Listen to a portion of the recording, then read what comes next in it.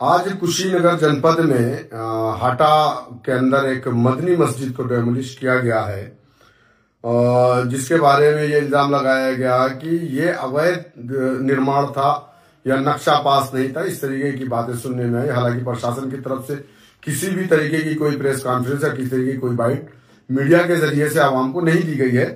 लेकिन मस्जिद के जो जिम्मेदार हैं उनकी तरफ से जो एक बयान आया है, उस बयान को अगर आप देखेंगे कि जिस तरीके से एक इल्जाम लगाया गया कि नक्शा पास नहीं था, मस्जिद के जिम्मेदारों ने कहा कि नहीं, हमारे पास नक्शा ऑलरेडी मौजूद है, नक्शा पास करा करके ही मस्जिद का निर्माण किया गया। दूसरी चीज, ये एक झूठ कहा गया शासन की तरफ से, जैसा कि उनके जिम्मेदारों ने कहा कि हमने नोटिस दिया 3 मरतबा, इन लोगों ने कोई जवाब दाखिल नहीं किया, जबकि मस्जिद के जिम्मेदारों ने अपने स्टेटमेंट में या उन्होंने मीडिया के जरिए से इस बात को कहा है कि हमने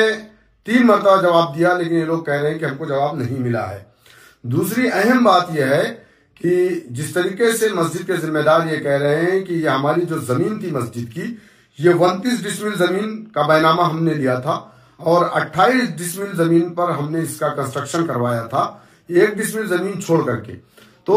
अगर हम मस्जिद के जिम्मेदार की बात को माने तो यकीनन वो मस्जिद कहीं से भी अवैध नहीं थी, लेकिन आनन फानन में, जल्दबाजी में, इतवार के दिन यानी संडे के रोज उसको जाकर के बुलडोजर लगा करके, और एक नहीं 6 बुलडोजर लगा करके एरिया को सील करके इस तरीके से उस पर कार्रवाई की गई। ये बहुत ही निंदनीय है। लेकिन अगर इस तरीके की अवैध तरीके से जो आप कह रहे हैं कि ये बनी है, वो बना, ये बना, और भी चीजें हैं देश के अंदर या प्रदेश के अंदर, मेन बीच सड़कों पर है, लखनऊ के अंदर है, आप आइए नाले के रोड पर अवैध तरीके से जो बनी हुई चीजें, उसको भी आप तोड़िए, उसको भी हटाइए। इंक्रोचमेंट के नाम पे इस तरीके से आप कर रहे हैं, ये गलत कर रहे हैं, ये निंदनीय है, मैं इसकी निंदा करता हूं।